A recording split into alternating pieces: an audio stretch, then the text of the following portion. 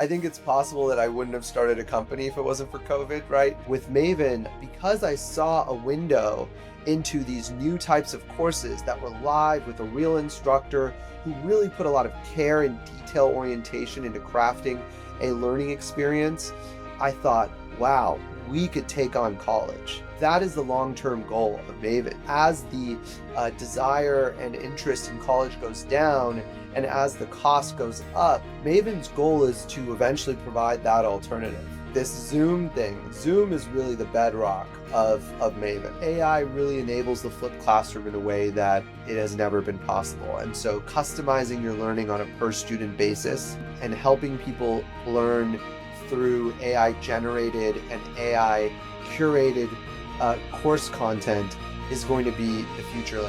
Hello, welcome to Untrapping Product Teams. Here, we speak the naked truth about digital product. And today, we have Gagan Biyani, who was a co-founder of Udemy and later founded Maven, which I'm pretty sure you heard about it. So welcome to the show. Thanks, David. Thanks for having me. It's really cool to have you here, especially because I have been using the products you co-founded quite a lot. As a student, for example, Udemy, I took so many courses there. The truth is, my very first course went to Udemy, which was in Portuguese, the translation, how to be a product owner. I was a little bit embarrassed of putting there, but the platform was quite good in distributing. And even today, people still sign up for that. Wow, that's amazing. Yeah, it's quite cool. And I want to start our conversation here a little bit about your journey. So you founded Udemy, co-founded Udemy in 2009, and clearly that was a success. And after that, you had some more adventures in the road and so on. And then you took a sabbatical. It was 3 years. And I remember looking at your LinkedIn profile, you said that you recommend everyone to do that. And after the sabbatical, you co-founded Maven. I want to know if you could tell a little bit more about this journey. It starts in high school. I realized that I loved education and started a small little education business in person summer camp in high school. And ever since then, I think I've just, it took a long time for me to figure this out, but I've always been like a voracious learner. And then at the same time, I've always been super curious about the world. And I love traveling. I've been to 60 plus countries. Before my sabbatical, I'd been over 50, so I'd already traveled a fair bit as a child and as an adult. And so when I found myself with a bunch of free time, I decided to go and explore. And so, I spent 6 months in Latin America, 6 months in Asia, 6 months in Africa, and visited places that I would never have gotten a chance to visit if I had a full-time job or other obligations. So I intentionally sought out experiences and, destinations that were not accessible or are not accessible in my life today, where, I'm a founder, I have a full-time job, I have a wife. Like I can't just go for 2 weeks gallivanting in Southern Africa, meeting indigenous tribes and going and hanging out with giraffes and zebras, right? You just can't do that as an adult with a job. And so I was looking for opportunities like that. Um, and of course, as that journey unfolded, I realized more and more about myself and just how obsessive I was with learning. Um, I had just started a food delivery company before that and had spent 4 years in food. And I love food, and I love experiences, and that's also part of travel. But I think it really became clear to me that learning new things is just kind of an obsession I have. And so during the sabbatical, at the end of the sabbatical, I gave myself a year to figure out what to do next. I was kind of done with traveling. I had a great experience, and I wanted to explore a more professional mission in life. And during that time, I ended up just taking lots of classes. And I think there are many people who are like me who, when they have free time, they take pottery classes or, Spanish lessons or Portuguese lessons, or maybe they do a lot of reading. This is a leisure activity for people, is just learning and filling their brain. That's who I am. And I ended up doing it in many ways, all of the above, but also I took some online courses and I was just astounded by the quality of what was available in the modern era. This is prior to COVID, so this is 2018 and 19, and I was taking these courses and they were all over Zoom. And I was doing I was doing writing courses, I was doing personal development courses, and I was literally like crying on Zoom to strangers I just met, talking about my childhood, challenges or whatever, because I was thinking of writing a book about it. That is such a profound thing to do that over the internet. That was never possible in the days of starting Udemy. And it made me realize that Zoom and sort of digital media presented a new opportunity for learning that was much richer. And that's how I got on the journey of starting Maven. Wow, that's a journey. I can connect you much of what you're saying. I'm very curious also. So I continuously read a lot of books just to get to the new and so on. I took many courses in Maven. I also took many courses in Udemy. And for me, it's very interesting. And the audience may be thinking now, like, once you found the company, that's it. So you go and you have an exit, you get some money, and then you go to the beach, just rest and so on. So you did have your sabbatical, but you were learning all the time, trying to find the thing. That's what I heard between the lines that grab you, and then you go for that. So you attended some course via Zoom, and you decided to found Maven. What were you trying to solve when you had the idea of putting Maven out? Maven was started almost 12 years after Udemy, right? Udemy was 2009, Maven, sorry, 11 years. Maven was 2020. And so I had a lot of time to reflect on the Udemy journey. And when we started Udemy, uh, our goal was always to disrupt college and Hmm. really change this assumption that people have that after they graduate high school, they go to college. They spend $200,000, right, on average in the United States. And they then go into the real world and they don't have the knowledge to actually get a real job, usually, and certainly not to succeed at work. And so at Udemy, our goal was always to provide an alternative for lifelong learners to be able to do that. And I think that we did and we didn't accomplish that mission. On the one hand, Udemy is I think people don't quite understand the scale, especially in the United States, but internationally, I think it's bigger. It's like 500 million learners. That's easily the biggest learning platform that I've ever heard of. That's direct education. Of course, Wikipedia would be bigger. You're talking about it's like 600-700 million in annual revenue now. It's easily the number one enterprise learning platform. It's in the top three consumer learning platforms by revenue. It's a behemoth of a company, and at the same time, the average kid in growing up in Oregon or Wisconsin is still thinking that they're going to go to college. This is 2019. And I was like, man, this is still messed up. Like this is still totally screwed up. Like this is not what most people should be thinking. Now, if you can get into the Harvards or the Stanfords or whatever, sure, go. Those are great schools, but for the most part, your average school, your Kent State University or Idaho State University, whatever, this is a complete waste of economic value and not providing the education that we need for particularly Americans, but all over the world. And so with Maven, because I saw a window into these new types of courses that were live with a real instructor who really put a lot of care and detail orientation into crafting a learning experience, I thought, wow, we could take on college. And that is the long-term goal of Maven, is that in 10 or 20 years, as the desire and interest in college goes down and as the cost goes up, we as society need an alternative for how to raise our youth. And Maven's goal is to eventually provide that alternative. Can connect very much to this journey, and it's very inspiring. You were talking a lot about the universities in the USA, and so I come from Brazil, and it's very similar. In Brazil, if you can go to the top, great. but I didn't attend any top university. My university was the one I could afford, not the one I would like to. And the only thing I wanted was the bachelor, so I could apply for to positions, because in Brazil, like back then, I graduated in 2011. So during that moment, you don't have a bachelor, you don't get a job. It's very simple. It's like that. And then Yes. if you ask me, what did I use in my job from what I studied? I would have a hard time telling you what I used. So I just wanted the title. I just wanted that. And and I see like we need to change that because it's very limiting. And I'm very glad you took on that. And you started mainly like 2019, 2020.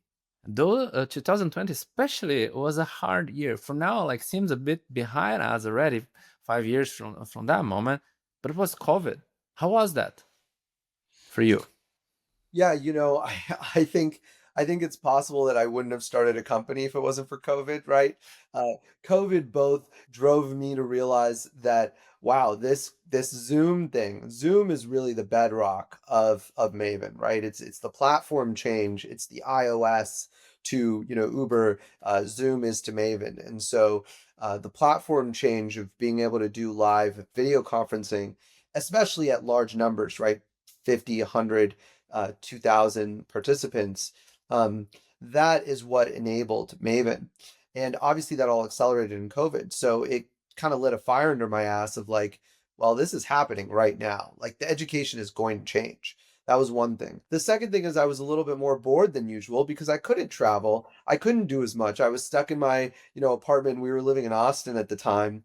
And yeah, I was just stuck at home and I was like bored on some level. And then the third thing is that, of course, there was a huge economic boom, the stock market, et cetera, that was growing at that time. And so it looked at that time like Udemy was going to become a $10 billion company. Of course, that didn't come to pass. But at that time, I was very optimistic about the opportunity in online learning. And I now still am, but it took a few years. There was a couple of years in the mud there between 2021 and 2024, I'd say, where it felt kind of rough. But I started Maven in 2020. Once you start a company, you can't go back. You take Yeah. money from seed investors and, they've put up 3, 4 million bucks into your company and you're like, man, I got to keep going. And then you start hiring employees and you have more obligation. And honestly, that kind of kept me going in a lot of ways, combined with this amazing vision. So you have both. You have both the challenge of the time period and also the excitement for what's possible. And I'd say if it wasn't for both of those stressors, both the opportunity and the stressor, I would say I wouldn't have started Maven. But luckily for me, like this all turned out to be a huge blessing, and I'm super thrilled that we're now on a path to, I think certainly in the product area, amongst product teams, that's what your podcast focus on. We've kind of become the best option. Like I can very confidently say that if you're a product manager and you're not learning on Maven, you're behind relative to other product managers because it's become so, it's becoming the default. And that's kind of an astounding statement. I did not believe that was going to be true this quickly. But I can say that somewhat confidently, and that's pretty exciting. And we wouldn't be here if it wasn't for the COVID era and sort of what that brought about. The situation made it possible. It's interesting. Like I say, I was bored, and then okay, let's found a company. Many people say, "Oh, that's maybe very stressful," and I said, "No, let's take on college education. Why not?" And here we are. What I'm curious is about the growth trajectory. You're saying like Maven is a place to go and learn for product people. Maybe you could share like how is it growing in terms of students and so on if you compare 2020 to now. We don't share like super direct numbers, but we're basically profitable right now. Um, we have 20 employees, so you can sort of do some back of the napkin math there. We have, tens of millions of dollars of course sales happening on the platform. And our student counts are lower than Udemy because the average student is far more invested in a Maven course. And then they're more high end, right? Our average student is not an APM, an associate PM, but is either a PM or even a director of PM or a group product manager. So they're more senior and so they have more budget. But, we have tens of thousands of students actively learning on the platform and hundreds of instructors, and are really starting to build something. We're growing pretty nicely. I think I publicly said in the past we're growing over 2x a year, which is accurate, even to this day. So I would say broadly, we're quite happy with it. But I think that the biggest thing isn't the revenue and user growth, although that's been pretty solid. I'd say the biggest thing is that, um, you know, if you ask an average product manager in tech today, right? Like, where do you go to learn new things, right? Where do you go to learn how to adapt to AI? Or where do you go to learn product sense? Or if you want to rise in your career faster than the average product manager, where do you go? It's probably not 80%, but it's probably like double digit percentages of product managers will tell you, oh, I took this course on Maven, or I've taken multiple courses on Maven. That cultural shift is actually more important to me than the user numbers, because the user numbers will follow, right? We have to do more marketing, grow faster, et cetera. There's a ton of execution things that deliver on that, but it's a sign of sort of product market fit that I think is very exciting for us. And then I said one thing, David, I just want to be clear. We are profitable today, like in the last couple months, but we're actually not going to be in the future. So just to be clear, we are hiring and we are intending to grow and invest more in our growth. So I just don't want to give people the wrong impression if they find out, 6 months from now that we're not profitable, because we're not trying to be. It was sort of an accident. But yeah, overall, the cultural shifts that have occurred, I think, amongst learners and product managers across the United States, and certainly even internationally, has been very powerful. I want to pause here for a bit to reflect, because it's really a lot of achievement. 20 people working with you, you said. And we're talking about tens of thousands of students. And it's a very different business model than Udemy, because it is a live cohort. So you have to attend there, and the ticket price is different given the quality and so on. It's considerable what you have done in these 5 years with this small team. 20 people is still small, at least I consider small. Well, And it's definitely small. Yeah. yeah. And it's not about the revenue, but about the number of students and the benefit. Because if you open Maven, for sure, you're going to read a lot of testimonials there, how people are changing and so on. And you can be surprised that if you attend the cohort there, you may see some of the big names there. Recently, I recorded a podcast with Teresa Torres, and she started creating her first AI product. And then one thing stuck with her, which was like, how do I ensure that the quality of the output is trustworthy? And she didn't know how to solve that. She came across evals and said, oh, this thing is complex. Then somehow she stumbled upon a course exactly on Maven, and then she took that course and she did that. So you see, even the big names, like she's quite known in the continuous discovery sphere. She's the one who coined that, went to Maven and started learning. So this is impressive. It's the cultural mindset shifting. This is what I say, the achievement. And when we look at Udemy, you enable many people to get access to education. And that's amazing. And what happens sometimes is, because it is cheap, not everyone takes that serious. I have a lot of courses there still in Udemy, but some people, they just buy it. And I don't want people just to buy it. I want them to use it, to give me feedback, how I am helping them. And when I gave courses in Maven, like discovery, also product ownership, and so on, feedback is straight. It's in the classroom. You see where you, as an instructor, you are giving value, and you see where you are messing up, so you can correct that immediately. So I really like this shift you are making. Thanks. Yeah, we're excited. One thing that I want to look at the journey, like as a founder, it's about 5 years now. Which lessons have you had throughout this time? Yeah, this is a very different company than other companies I've been involved with, because it started off really hot in the first year, in part boosted by the COVID, by the fact that people were at homes. We grew really fast. We grew the team to 15 to 20 people within the first 18 months or so, and then we actually had a big crash at the company.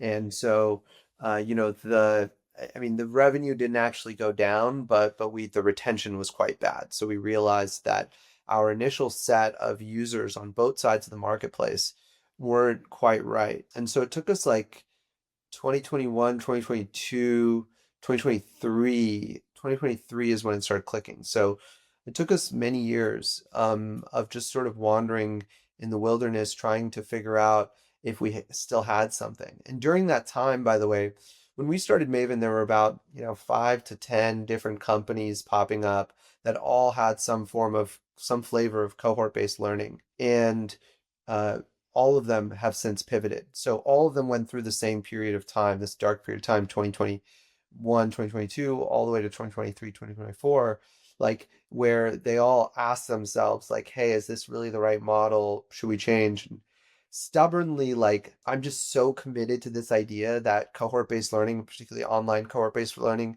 is going to disrupt college, that I was so stubbornly focused on that vision. So we made major changes under the hood to the business, but we still kept going at it. And I feel like that was kind of a seminal, and all the rest of the companies have pivoted. Now, some of them have pivoted to other ideas that I think are going to be very successful. So it's not necessarily that like we were the only successful company out of this. I think there will be multiple successful companies or great founders, and many of them have ideas that I wish I could also pursue. So I love what they're working on. However, in our space at least, we kind of stuck with it, and I think it's paid off for us. Over that time, we stayed at about 20 employees. Actually, we were down to about 13, 14 for most of that time. And we were growing about 2x a year during that time, but we didn't have the underlying confidence in the business model. So we kept the team very lean, and sort of kept growing revenue and kept growing our instructors' course sales. And eventually, I think in part because of AI, uh, presenting a new need for upskilling, in part just persistence, in part improving the product, we eventually got through it. And I think now, you know, Maven is far from done. In fact, it's so far, like I compare it to Udemy and I'm like, wow, we have to grow like 50 to 100x, to be as big as Udemy. Like we're nowhere close, but it does feel a little different. And I'm now more build in public. I'm sure you're familiar with this term. Yeah. So I'm a little bit more honest about how I'm feeling today, with the conscious understanding that, in 2 years I could say, wow, I thought things were going great, and actually they weren't. And who knows, like who knows? But I'm feeling much more optimistic because of the cultural shift, and also, of course, the revenue and the sort of momentum we have from instructors. So yeah, it's been a fun ride. Now I have to ask you, you say Maven is very far from done. So what's next? So, I mean, we don't offer anything today that looks like college, right? What we offer today, for those of you who aren't aware, is, you know, dedicated 2 to 4 week sprint courses on subjects that are really relevant to your professional career. So if you are struggling with executive communication, we find, one of the people out there, actually co-founder of Maven, teaches a great executive communication course. And then we also have this guy named Ryan Scott, who is at Airbnb. We find amazing instructors who come and teach the topics that you need in order to grow in your career. And these courses are, roughly $1,000, give or take, and they're in depth, they're intense, they're live, and you take 2 or 4 weeks, and then you have to spend 6 months implementing what you learned, right? You can't just 2 weeks doesn't make the transformation. It starts the transformation. Spend 6 to 12 months, making the transformation in your daily life, and you'll have progressed in your career, I think, much faster than you would have if you decided to either read books, watch YouTube videos, or just try to figure this out on your own or hope the problem goes away. And that's what Maven provides today. So what's in the future? Well, uh, we have to provide way more of these solutions. Right now, we're good at about, I don't know, 50 to 100 topics. And there are probably 10,000 topics out there that we need to deliver proper education to the world. So, we've got to dramatically expand the number of great instructors, the number of topic areas we cover, and the domain areas that we cover. Topics are sub to a domain, they're sort of secondary to a domain. So domain would be product, AI, engineering. Eventually, hopefully we'll do self-development. We'll do everything. Maybe we'll do sports, the business of sports, who knows. So we need to dramatically expand that. Then the next thing we need to do is figure out how to bundle this in a way that feels a little bit more like a replacement to a master's program. And I think that's coming in our future. Like we'll have something where if you want to dedicate just 2 weeks because you're a busy professional, you work at a serious company, you don't have the time, great. Go spend 2 weeks, buy your course, learn from a really amazing person who's been there, done that. But there are people who still want more. They want to dedicate a year of their life. They want to dedicate 6 months, and they really want to see like the next level of transformation. We need to provide that as well. And then eventually we need to provide this to businesses because the businesses ultimately need to pay for, maybe 10, 20% of the working population is willing to pay for their own education. That's the top tier, right? So like you talk about Teresa Torres, Siki Chen, like there are lots of amazing founders who've come on Maven and learned and taken courses, but they're in the top 1 or 5 or 10% of society. Most of society, as soon as it's not mandatory, they don't want to learn anything.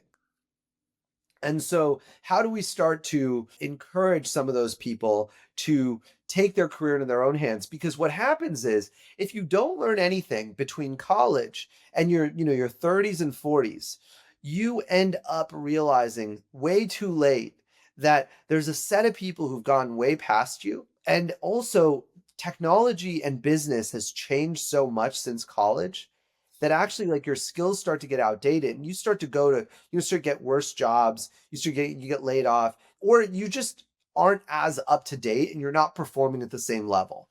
And the top tier people are all learning that whole time. Whether they're learning via courses is a whole different conversation, but they're all learning that whole time. And so what Maven needs to provide is on ramps for everyone to see that it's worth it to invest in their education throughout their career. And I think that's going to require companies paying for it as well. So that's another thing that we'll eventually have to do. And then from there, who knows? We'll keep expanding, but that's a pretty big vision. That'll take us, 15 years or so to accomplish all of that. And that's an inspiring vision. We're talking about product here, and all the time I say founders need to bring this vision. Because then people will stay behind and say, like, this is something meaningful, it has purpose, it's transformative. And you say, like, I don't know how long it's gonna take, maybe 10, 15 years, but you are up for that. And now I look at something you mentioned, the AI courses. And AI is transforming many things, also education. I learned that the self-paced course dropped because now people try getting the answers from ChatGPT and similar. What is the impact you see in education? It depends on what area of education you're talking about. So, in K-12, there's a recent podcast by Joe Lamont, who's a billionaire and now has decided to become principal of a school called Alpha School. And I'm a huge believer that the flipped classroom is going to be far more dominant in the future. We've been talking about it in education, we've been talking about it for 15 years, 10 years. But AI really enables the flipped classroom in a way that it has never been possible. And so customizing your learning on a per student basis and helping people learn through AI generated and AI curated course content is going to be the future. Like you aren't going to learn sitting in a classroom, you're going to learn in front of a computer.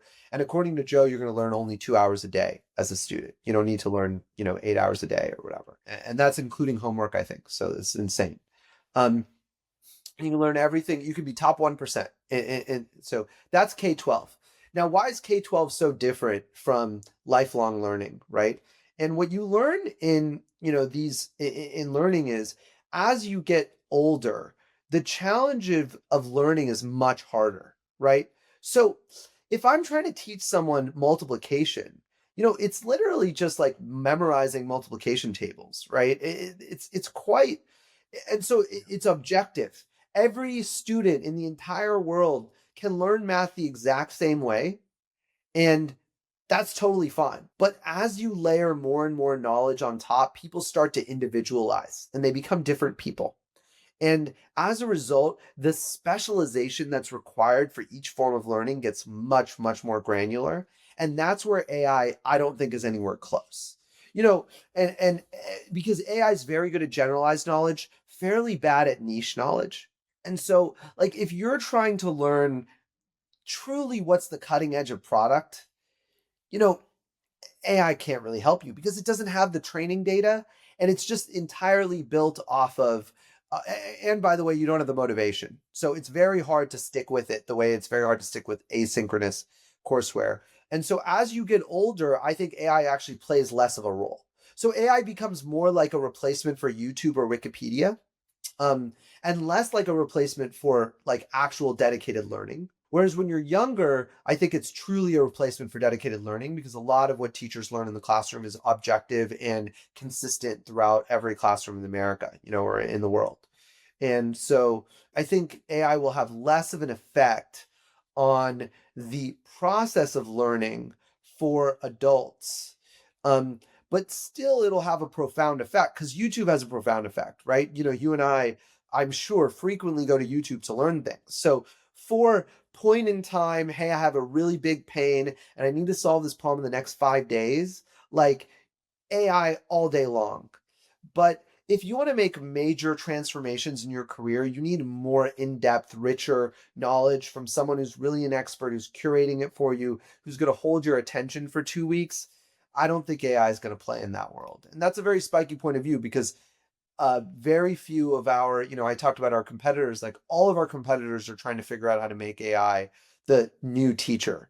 And I don't think that's going to happen in professional learning for a decade plus. That's a view I can really support, because I have been saying like AI is good for many things, but the more specialized you go and so on, you need some people to help you with that. So you're talking about the dedicated learning and so on.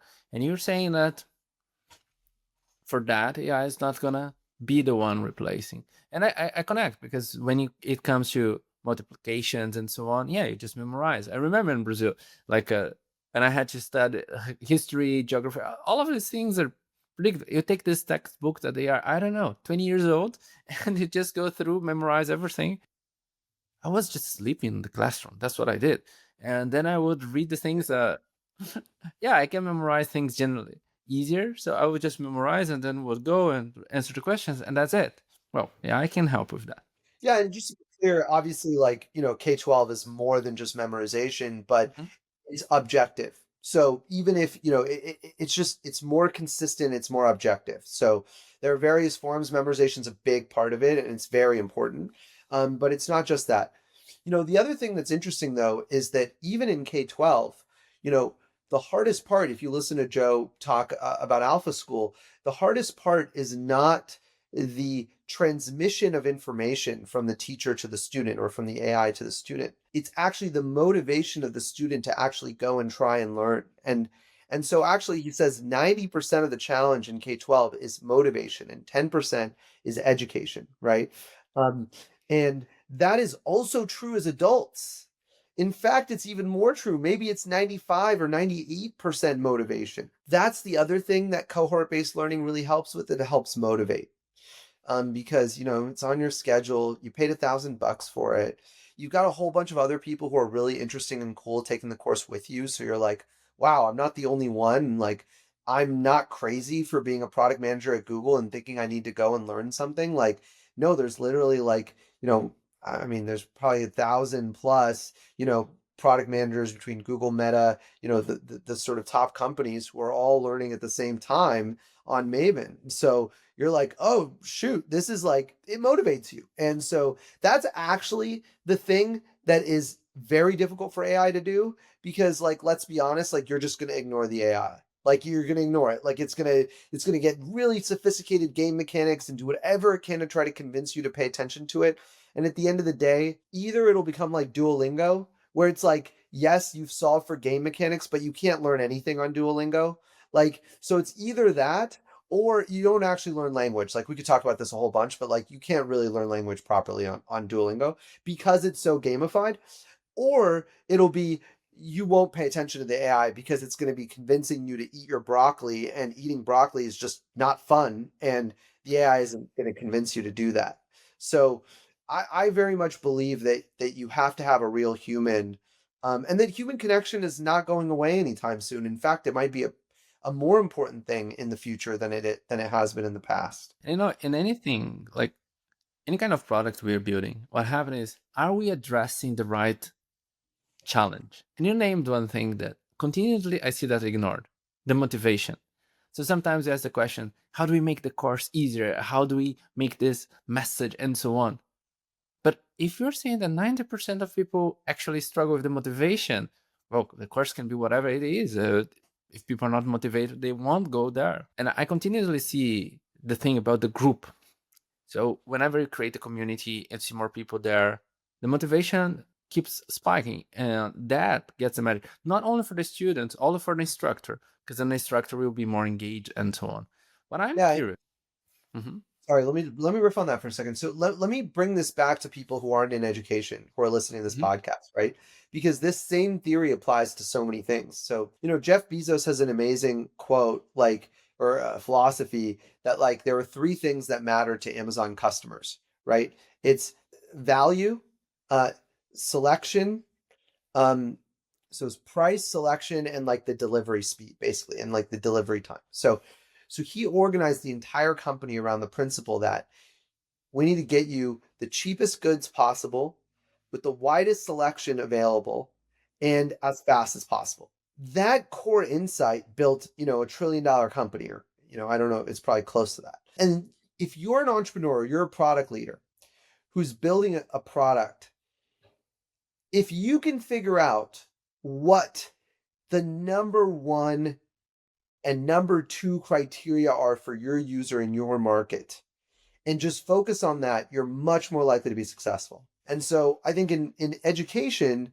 the big insight that I have, at least right now, and let's see, it's going to take another 10 years for this to bear out and prove true, but that motivation is actually more important than the content. It's more important than the personalization. It's more important than anything, AI can provide. And so and by the way, we do use AI on the back end at Maven quite a bit. We just don't require that the user learn from AI. And there's a reason for that, because I don't believe it's motivating enough. And so motivation is one of the core factors, and that's the entire company. Maven's entirely built on, like, helping motivate you through learning, and of course providing some of the best knowledge out there as motivators. So motivation is not just about, nudging you and, slapping you in the face. Motivation's also about quality, because you're more motivated when the learning is better quality, right? So of course it forces us to deliver better experiences. So yeah, I think that's interesting for any product leader to think about. Clarifying what matters. In general, it's just a few things. You nailed when I explained about Amazon. So it's very interesting. And what I was curious about, I want to ask, you start to answer that, is like how you use AI. Because now it's like you said you don't use for education, but what do you use that for? Yeah, I mean, the entire company from a productivity standpoint is obsessed with AI, and I think this is true across many companies out there. But our engineers are shipping, I don't know, depending on the engineer, 50 to 80% of their code via AI. They're now just managing the AI. I've heard some people get up to over 90%. I don't think that's happening at Maven, but that happens at other companies. Our designers, actually, funny enough, I asked them the other day, I'm like, do you guys use AI? Like, they're like, no. I was like, okay, why? Explain this to me. They're like, we need to redo our design system first. So funny enough, we're currently in a brand sprint with a company that's going to redesign our underlying design system so that it's easier and more structured for AI to then generate images off of. Because you need to redesign your design. This is such a crazy insight, right? It's like you can't just, like, go to Midjourney or go to, whatever your flavor of the week AI product is, and then just start generating images in your own style. They'll look terrible. The AI can't, it's not going to just, it's not good enough yet to crawl your website and mimic the imagery. Instead, you can give it components and say, here's the component library, here's the color scheme, like, only pull from this. And the theory is that that will allow us to use AI. And so you can't just learn AI in a class. You have to redo your systems, your internal company systems for design. That I thought was super interesting. In marketing and operations, like we have so few employees, like they're all just basically doing everything. Like all of my posts now are edited or generated on some level using AI. I write all my posts myself, but we're using it to like brainstorm, we're using it to edit, we're using AI to digest information to help our instructors write posts. So we help now we started helping our instructors write LinkedIn posts. That's all AI generated. We're going to start doing paid acquisition. Obviously at scale that'll be AI. In the beginning you need to have taste, so we don't use it there. But productivity wise, it's huge across the company. And then in software, we're using it in various places. So our recommendation system is entirely built off of Gen AI. So I think that's really useful when we send an email to a student saying, "Hey, we think you might like these courses." Those are usually, we use AI to parse the data of all of the courses in the Maven ecosystem, and then we know which courses are related to your behavior on Maven, and then we recommend a course accordingly. So we're using it in many different ways, but I also think like it's going to take 5 to 10 years of us learning how to use it and where to use it, which is why Maven exists and why it's so powerful and why I'm excited for the future is, every month a new course comes out where it's like, wow, I didn't even know that was possible. Evals is an example of something that wasn't on our radar at all at Maven. Hamil Hussein and Shreya Shankar saw that it was a critical part of AI product development, and they just said, "All right, we're going to do it." And then there's now agentic AI applications, which is really popular on Maven. And then we have non-AI courses like Product Sense. I think AI is one of those things where over the next decade or two, the use cases are going to expand. They're not all going to show up in the next 6 months. It's going to take time. Take time for infrastructure to be built, take time for the models to get better, take time for people to learn and just tinker with it and figure out what works. And then a small percentage of people will know it first, and then it'll trickle down to everyone else. It's a great answer, really insightful. So I take from this groundwork, try out, learn, adapt, and keep trying. And for those listening, honestly, just go back, rewind, listen again, because here there's really a lot of knowledge. And for me, what reflects is what I call an AI powered company. So you still remain like with the core, very human, like the courses, everything, and so on. But how you run the operations, it's empowered, and that's very inspiring. As you were saying, like trying out things, haven't figured out everything, but you're using where you can already. That's really good. And I'll add to this, I was very nervous to say this publicly for a while. And, because everyone was so convinced that AI's improvements were exponential. And people were very convinced that AI was going to take over the world and sort of destroy the world. There's all this sort of fatalist mentality, all jobs are going to go away, et cetera. And like, let's be clear, like I believe very, very, very confidently that there will be like millions of jobs that will disappear or change dramatically because of AI. I mean, the most obvious one is, and it's kind of pre-gen AI, but Waymo and Tesla are going to change driver jobs completely. And I use Waymo every time I'm in San Francisco, and it works. It works. So eventually it's going to work everywhere. At the same time, like AI is not as smart as everyone makes it sound, and it's not improving at the speed that people make it out to be. And so my perception is it's like one of the most transformative technologies we've experienced in our entire lifetimes. Like I really believe that. Like it's at least as powerful as the mobile phone or maybe on the order of the internet, I'm not quite sure yet, but certainly mobile phone.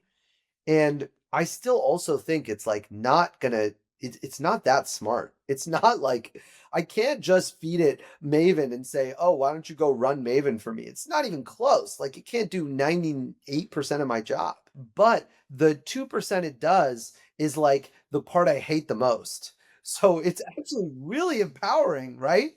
Like I love generating the first, like, if I'm writing on LinkedIn, that's where I use AI the most. Like if I'm generating a post, like I sometimes get stuck coming up with ideas. I don't like going back and listening through my podcast interviews to come up with ideas for posts. This is a personal, I'm a CEO. These are challenges not everyone has, but like these are my challenges. AI goes and solves a lot of those problems.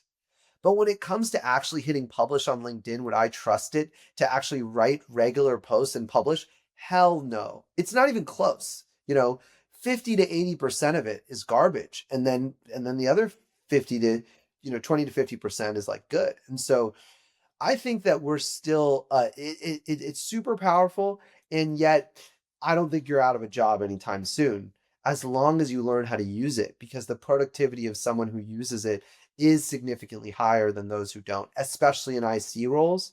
But eventually it'll be true in management roles as well. That's the most honest answer I've ever heard about AI, honestly. I have a same opinion. I have been trying different products and so on. I write a lot. It's very similar things. AI is good to edit my content. It makes way better. AI is good to look at my headline and say, man, this is bad. Make it better. Who would care about this headline? It's good to do this thing. It's even good to suggest better headlines. But I tried something like, write this for me. I look at that and said, come on, what is this? But you were the first really, really calling that out. Many people will say, no, it's replacing everything. This fatalistic perspective. You are out of job. Recently, I even listened to another podcast here was saying that in 5 years, 90% of the jobs won't exist. I said, come on, it's not like that. I think it's extremely unlikely. I mean, and I'll just say like there's rarely an exponential curve of technological innovation. Um, you know, there is often an exponential curve of technological adoption. So, you know, the difference between the iPhone 3 and the iPhone 15, that's not an exponential curve. That's a linear curve, actually. It's like almost no difference. I mean, there is a bit there are differences. You couldn't run, modern applications like on iPhone 3, but it wouldn't be that obvious the difference between it. Um, but the difference between iPhone 1 and iPhone 3 was tremendous.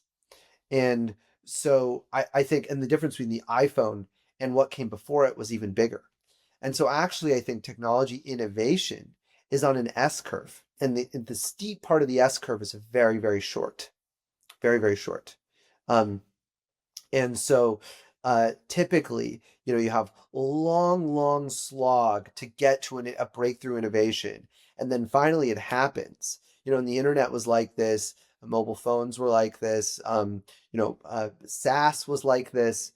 Once the innovation occurs, then it takes society, engineers, product managers, CEOs, whatever, it takes decades for it to really play out.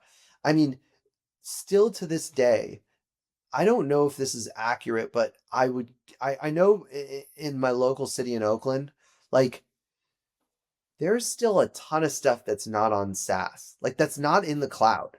We're like 25 years since cloud computing was invented, essentially. Like we are way beyond that. And still to this day, there's still areas, but has cloud computing fundamentally changed that much in the last 20 years? Like, not really. Like it's kind of the same, right? Like, and so I think AI would be, I do think it's possible that AI has another breakthrough moment in the future. Like, who knows when it'll occur? Sometimes it's faster, sometimes it's slower.